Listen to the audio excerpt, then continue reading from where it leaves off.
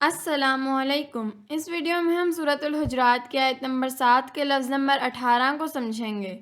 الیکم۔ اس کلمے کو اگر توڑا جائے تو یہ الہ اور کم پر مشتمل ہے۔ الہ کا مطلب ہے کی طرف۔ الہ اصل لفظ ہے اور اسے کالے رنگ سے ظاہر کیا گیا ہے۔ اب کم کو سمجھنے کی کوشش کرتے ہیں۔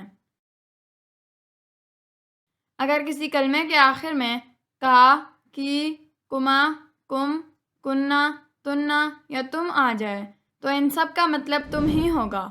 کم ایک علامت ہے اور اسے سرخ رنگ سے ظاہر کیا گیا ہے۔ لہٰذا الیکم کا مطلب بنا تمہاری طرف۔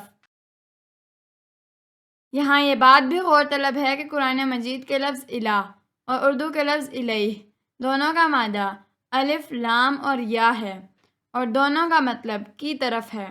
لہٰذا قرآن مجید کا لفظ الہ اردو کا لفظ الیہ بنا ہے۔ اردو میں اس کا ایک استعمال مکتوب الیہ ہے۔